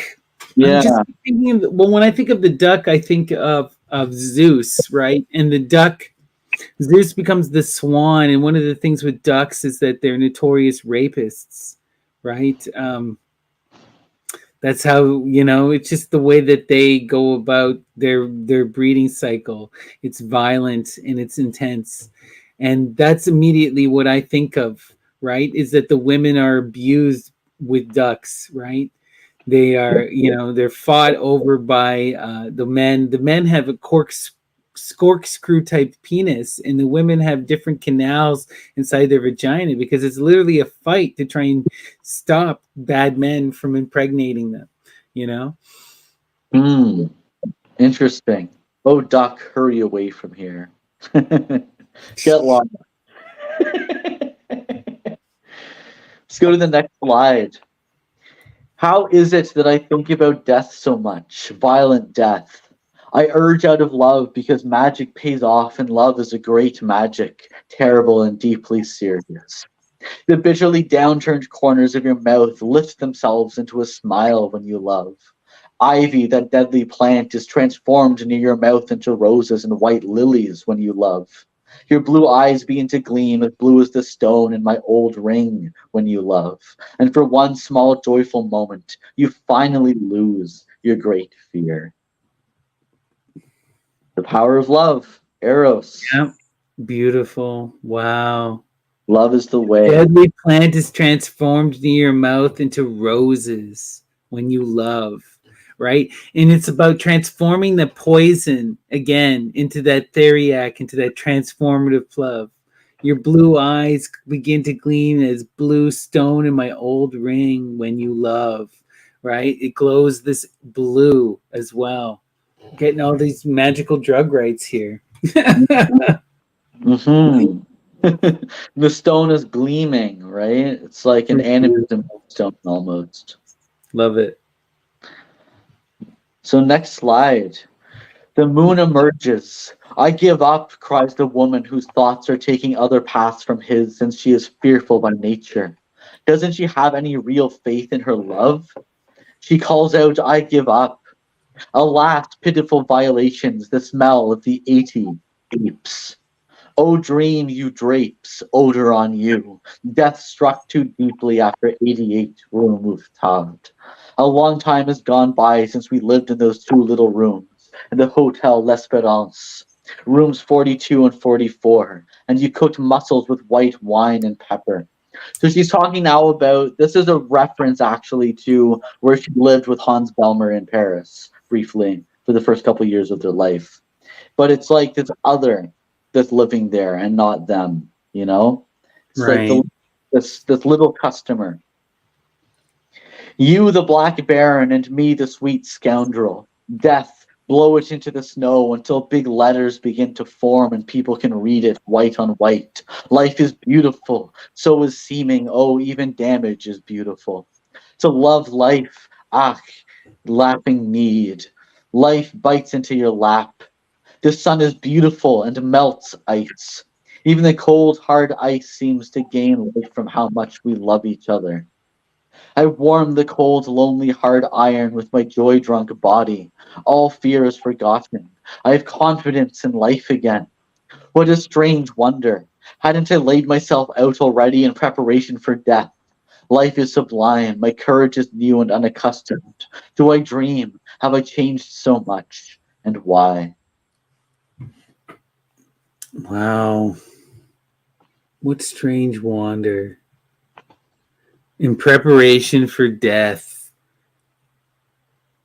She does find that life is sublime. My courage is new and unaccustomed. Do I dream? Have I changed so much? Like, exactly, right? At the beginning of this book, she was talking about how life was the greatest evil. She wants to destroy her own child. She had no courage. She was frozen, wrapped in that blanket. And now, through the power of dreams, she's completely changed. Her body is joy drunk. All fear is forgotten. Wow. The quinine dreams have transformed her. To love life, laughing need, Dionysus, through the drugs, my friend. The joy dream body. Wild. This next passage has some pretty crazy stuff in it. Tristan next to Isolde, bitter smoke strays over harsh life. Larks build their nest in the already pale pear of a hand red as a star. Yet it snows red, vine-red Valyrian peace. Give me peace at last, my tired heart. So rest now, poor pendulum, murder-taught leather sinew, O traces on the poor throat. Psalm oil of peace at alarm's ear. O miserable raging of pulses. O poor swaying blade at the hell's primal pass. When will you stop frightening yourself? When will peace come? And a loud mocking voice shrieks out the answer. Peace will never come, not before you've kicked the bucket. And then it will be too late. Then you won't feel the peacefulness anymore. Wow. You right? Right? No peace. You will die and then you'll feel nothing. The peace comes too late. Peace never comes because you don't feel it. Pretty brutal. The situation may still change, but unfortunately, I have to tell you that right now you are in the dark, cold valley of a giant black Moloch who is waiting to tear you to pieces with his 333 teeth and his sharp claws. Whoa, okay, Moloch, right? This is that biblical demon that kills children. And then 333, you're now, okay, 333, you're dealing with this magic of Pascal's triangle, you know, and the literal drawing down of the stars. That's, you know, 333. When if you look at Pascal's triangle, when you do the drawing, you can actually get a triangle. The sum of all the sides will add up to 666 or to 333, depending on how you draw it. And it's how also light descends down to the earth, right? So, just why you have no luck in your life. You were born under an evil star. The Moloch has long ears, the better to hear you with when you scream in fear. He ridicules God, whom he calls the universe's bloody fool. wow. The Moloch smolders with bloodlust. His tail writhes in silky snake-like movements and ends in a red dagger. All the peaceful animals in the valley are alarmed and on the watch. They are searching for a safe shelter, which they scarcely find. Don't let your candle go out tonight. The Moloch loves the darkness so he can attack his victims. By day, he can't threaten you. He knows how to make himself as small as a louse. Interesting. Today, I said interesting. From today onward, you'll have to withhold the blessing of nightly sleep from yourself if you want to get away with your life. Sleep as much as you like during the day. Are you afraid? Have I achieved what I wanted? You'll believe any stupid thing. The Moloch is no longer alive. He died at the grand old age of 98. Don't you read the newspaper? Someone stuffed him and now he is exhibited in a museum. Amazing. Oh, wow. I love that. Stuffed Moloch in a museum. Anyone can visit him for a few coins. By the way, he wasn't the only Moloch in existence. The Moloch multiplied himself as often as rabbits, and each specimen is always bigger and more dangerous than the last. Are you Moloch was like a dinosaur, according to her. Yeah, I know, right? Right? Are you thoroughly bored by my story? I promise you, I'm as bored as you are while I'm writing this. If you scratch your head right now, you might catch the Moloch under your fingernail, a black dot, a little piece of crud. And so one boring sentence adds itself onto the next, and soon a yawningly boring page is filled. Let's do something else. Let's strike up a Moor song to bring ourselves to other thoughts, noble, sublime thoughts, full of incomprehensible poetry, and above all, without the slightest traits of alleviating humor. We want to be dead serious now. I lack humor, irony, these masterpieces of poetic art. Oh, intense. Right? Kind of sums up the whole book. No fun. And I get that song in my head. No fun. You know? Yeah. Oh wow. So interesting passage. I'm trying to remember why I included it, to be honest. I think just to emphasize again Artaud's notion that in life is always someone else's death. The Right. love bites into the fire. The egg remains the egg, and the duck remains the duck in the fisherman's tower. A free fish jumps out of the water and would like to be grilled. Here there is no lack of good things to eat. The animals offer themselves up to be killed and turned into dishes. But how embarrassing this crude lie, for animals have the same fear of death as people. How many animals are killed daily on Earth to fill the paunch of humans? Incredible numbers. Do you like this Earth? Do you like this garden? Oh wow. It's about acknowledging a responsibility that we have to nature, not taking advantage of it, consuming it entirely until nothing is left. That's so beautiful, right? And recognizing it. Do you like the garden, right? You're supposed to be tending the garden, aren't you, Christians? Right? Right? What are you doing to this earth that you call home? Exactly. Ridiculous. Mm-hmm. May your streets be quiet, purple death's maw. Everything from this journey thaws like that, trace by trace.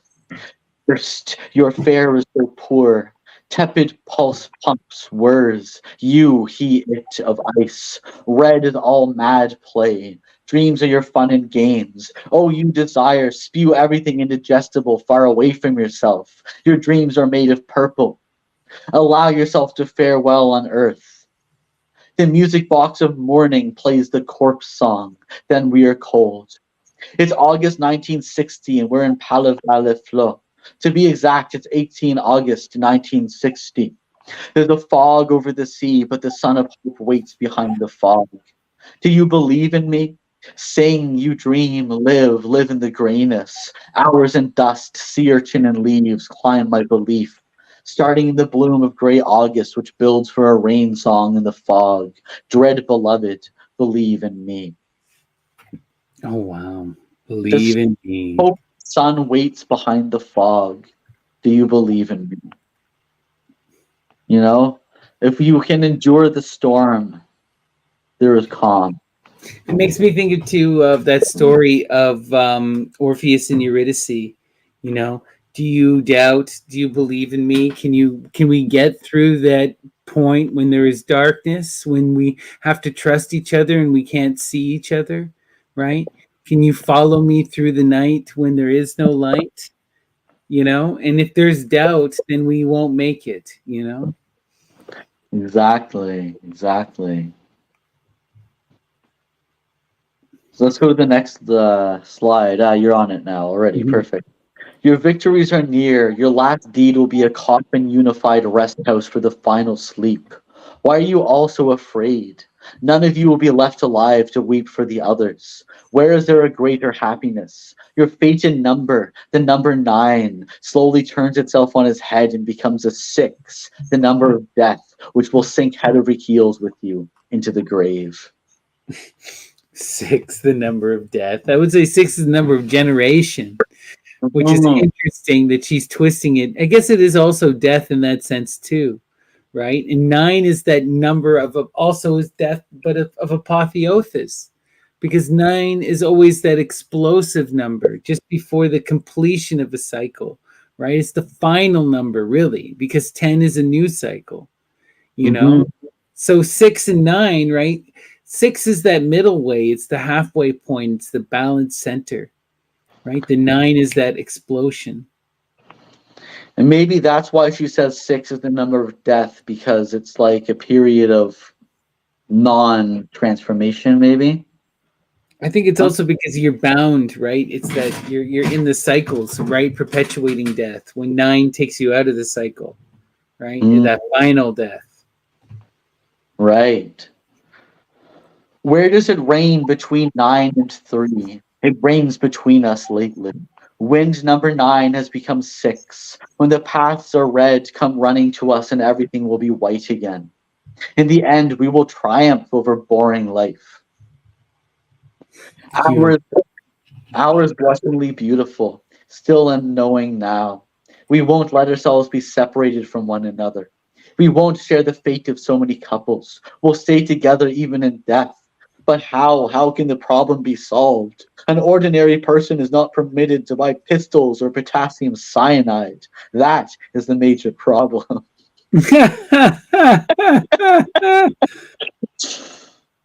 Gosh, you would have just killed yourself, Unica. Like, I don't think anyone should have given you guns or pills. No. God. Heroes murdered. They scratch in the cold earth. Listen to them. Manitou is to thank for this, the cold hangman of the Aztecs' last dream, Kuhir, Kunas, Kimona, the last red man of this earth. Suna, the red eagle, limps. Kesme, the circling cold anger, was a great chief. Tuma, Stoneheart, and Alke murdered. Uncas, the last of the Mohicans, speaks to me. Listen to him. Wow. So a lot of deity invocation here, which I think is quite interesting. I don't know much about Aztec mythology, to be honest. Mm-hmm. I think what's important here is that she's connecting to this indigenous traditional stuff, right, from the past, and she's doing to several different ones, right? And it's this idea of the last connection, these old, right? Because she's talking about, I went to the last Aztec dream, then there was the last of the Mohicans, Uncas, but like that's a mythology, right? Uncas is from that book. But yeah, it's still interesting. Very interesting. Cold, sick, old as the mouth, O heart in the earth's core. The last moon sank. It is very cold. Ravens speak around the lake. Deer and blackbird drinking tea. Ravens seer of disasters in the evening. The first stars surface. What do you have to say, Mr. K? And Mr. K only answers hesitantly. The first toad died miserably at Hick. Nearby, the donkey spoke in the dream. The nose of poor Mr. K is bleeding. Lake, dark lake of the ravens. Breathing means life, means twining dreams of strange adventures, a drive away boredom, and let us forget the eternal thoughts of death. A page slowly turns itself over in this book and lets a little hope appear. Oh, wow. Interesting. So here we have one of her actual drawings. This included in the text as an accompaniment. I thought it was cool to include there. It's very human-esque, but like fetal-esque even. You know what I mean? Ew, weird. Formed being that hasn't quite come into its true form or something, you know? Yeah. Formed yet formless. Mm-hmm. Formed yet formless. I love that. That's beautiful. This next long sort of scene, we don't have to read all of it. I think I'll jump a little bit, but this is the last part of the book, of the novella.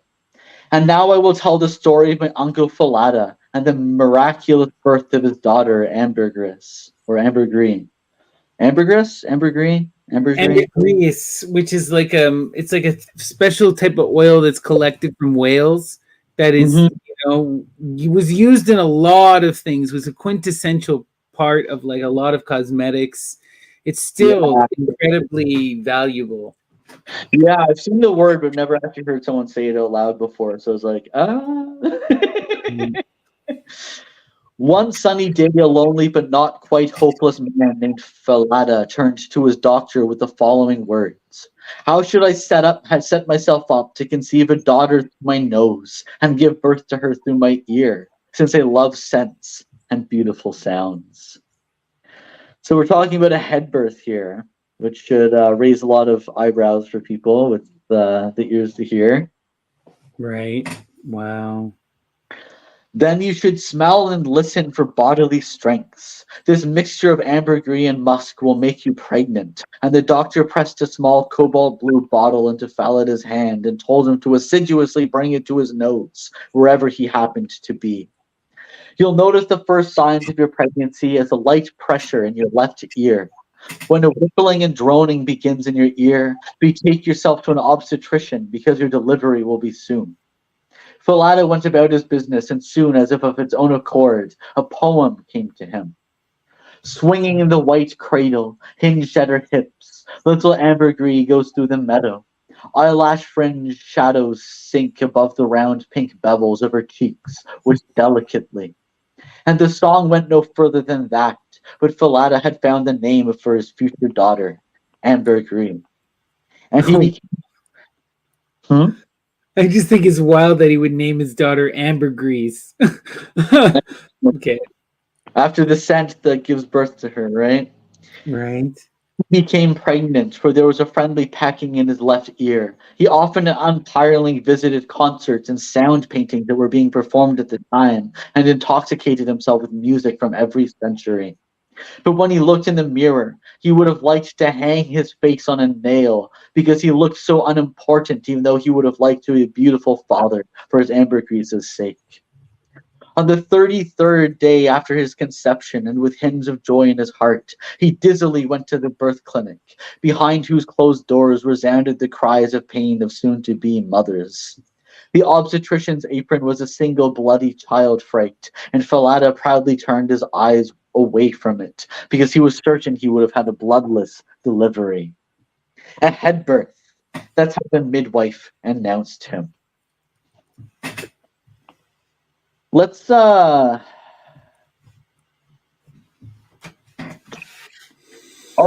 jump ahead here. And what should I do now? Further down in the slide. And what should I do now? Asked Falada, a little embarrassed about his new circumstances. Nothing, answered the doctor. I still plan to raise ambergris. After all, I do have some ideals. Nonsense, said the doctor, and raised his hands to heaven. Raising children is a crime against humanity. Oh wow. Oh, it's like don't impose your own ideals. Let the child grow into his own thing, right? Is what the Right. doctor here.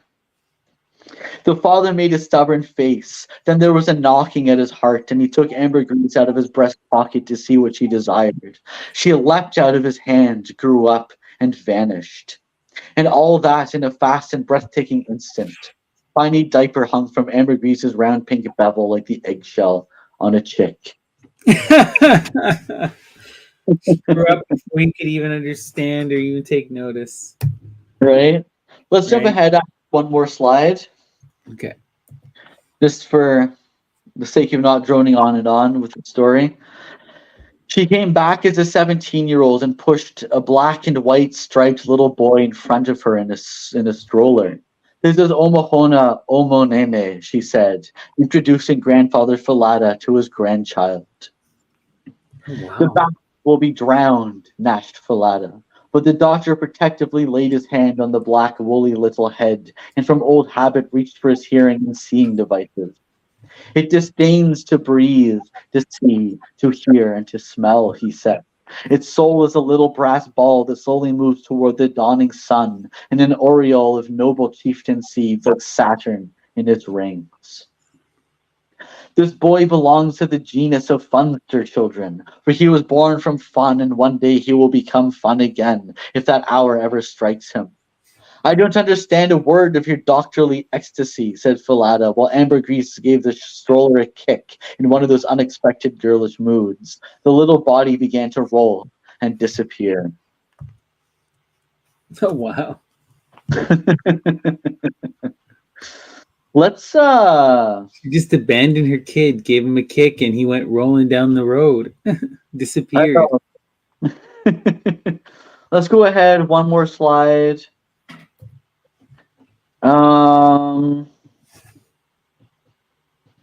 Yeah, we're almost done here. The father Falada paced uneasily around the room, and the daughter quietly pushed herself against his heart, as small as before. In a feigned distractedness, he clenched his fingers together around her and balled his fist.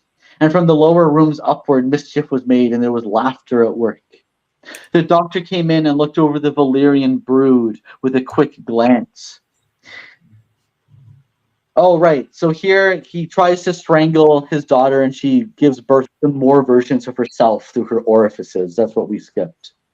Oh wow. This child. The spinning images carried each other around on their backs, hung themselves on the lamp and in the curtains, or stuck themselves in each other's mouths like bonbons. Perplexed, the father raised his arms, and the first or third born fell from his fingers, the black face and her tongue hanging out. You can't get rid of them like that, the doctor Golly. said unwillingly. You can't just kill them all. And he No. sucked it shed by the strangled ones into his pipette.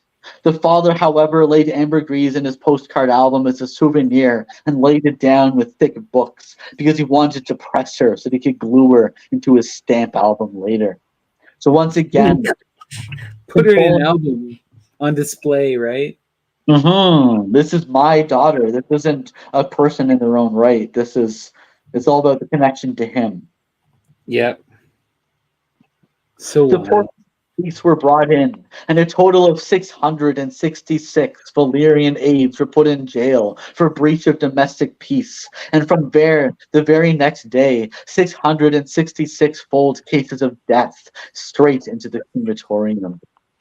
But as wow. they began to burn, the cats came by because the air smelled like Valyrian, and the cats rolled rapturously on the ground, and their meows sounded like Japanese celebratory music. We get some Valyrian root. Yeah, I was just thinking that. I escaped one more time, said Falada at his window, grown lonely once again, and he watched the smoke climb out of the crematorium. Nonsense, said his doctor in a gentle voice. Show me your ear for a moment, so that we can take this story out of the world the same way that it came into the world. And Falada did as he was told. The doctor emptied the tears of the dying ambergris from his pipette into Falada's ear and carefully closed it up with a little ball of wax. She will neither escape nor multiply, said the doctor, and time will grow together around here like sleeping beauties. Falada went about his business, and only sometimes, when the mood irresistibly took him in the evening before going to bed, would he slowly hold the Valyrian bottle to his ear, and his ear would become an eye with which he could look into an endless remote distance, at whose far edge a little girl sat in the snow of loneliness and played with her fingers. With the postal service of his thoughts, which did not always fall short of its goal, he sent her a pink and white striped peppermint stick and left it at that. And now the last paragraph of the book. My days incline toward their end. Enough of the gruesome game. The wonderful last hour will it not appear? In dust and earth become, and become dust, and send the eve everlasting winter. Round about it became evening, and travelled with me, who had become a blessed child again, into the land of How the Where. O winds, thousand brothers, let me pass away in your breath. Oh, that's so beautiful. She dies and becomes the wind, returns to that beautiful childlike state again in the land of Halloware. The cycle continues. That's such an intense image. What a wild story. It starts out so depressing, and then it kind of goes into this dream world of transformation. Then there's a bit of hope, but then there isn't hope. Kind of like life itself, right? We're always fluctuating in different states. Right? And then she turns into a spirit of air. Wow. Now, if we go to the last slide, it concludes with one more of her drawings, which is again very human-like. Reminds me of Falada, and maybe this is ambergris coming out of his ear or something. It's hard to say, but it's a beautiful image. All these stitches together. And eyes. She likes drawing eyes. Yeah, wow. So, now that we've concluded all of this strangeness, I guess, What I wanted people to take away from this, I guess, is two things. One, with the magic of language, we can craft our own myths and bring light into our own lives. And two, this is how we overcome the cruelty. Well said. So beautiful. I absolutely love it. Everyone should check out Unica Zürn, incredible artist, amazing poetess. It makes me want to learn German just so that I can get the full extent, because there was just so much intense imagery here. Can you imagine too if it was also in poetic anagram? Like wild. Like I this have, is some heavy stuff. I have a rare edition of one of her works, The House of Illnesses, and it actually has a facsimile of the German manuscript along with the translations. And I'd love to find someone who can speak both languages and pick their brain about it. Oh, wow. Amazing. All right. That was so much fun, Graham. So now that we're finished with that, is there anything that you've been working on that you'd like to tell our audience about before we leave? Just working on more music. The I Saw Sleeve Infection have a new song in the works. We've actually just got a new member to the band as well. We're a 4-piece now. We Beautiful. started a 2-piece and a 3-piece. Now we're a 4-piece. I love it. Just growing, like-minded minds coming together. And I've also started a new industrial project with another new friend. And we'll be releasing an EP soon. The goal is to release 6 songs and record 1 song a week. Oh, amazing. That's exciting. And release it together. So keep your ears open for updates on that. Does the new band have a name yet, or Not yet. We're still mulling it over. earliest stages? And is there any new poetry in the works or any new publications? Just the publications I was trying to put out in July, Theastai and the Hiraeth edition. Those will be moved to the end of September because my brother's wife, who does the formatting, is quite ill and she isn't able to help me with it right now. So I'm going to visit them and she's going to show me how to do it so that I can get those projects underway. So Theastai and Hiraeth coming end of September. Beautiful. So keep a lookout for those, and you can find the links to Graham's publications and as well as his music in the link tree below. So thank you, everyone, and we'll be back next time. We want to talk about HD. I didn't have a chance to do it yet, but I really want to dive into Hilda Doolittle, really explore her book, Hermetic Definition, which is really, really, really wild. So, and it will be a good counterpart, I think, to Unica Zürn, because they're kind of contemporaries, coming different parts of the world, but the same time period. So it should be interesting. I'm very excited for that. So tune in next week when we'll have more of that, and make sure you support Graham, buy his books, check out his music, and thank you guys. Also, check out Unica Zürn. She has all kinds of amazing art and works out there. All right. Thank you, everyone. Peace and love. Until next time.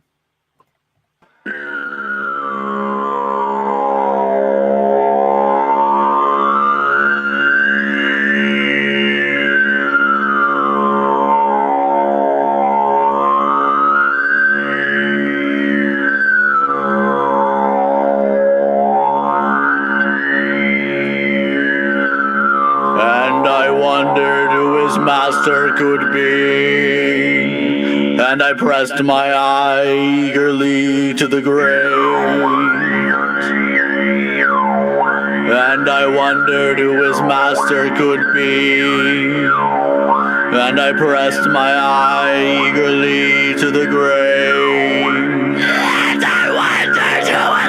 and I wondered who his master could be, and I pressed my eye eagerly to the grave. And I wondered who his master could be. And I pressed my eye eagerly to the grave. And I wondered who his master could be. And I pressed my eye eagerly to the grave.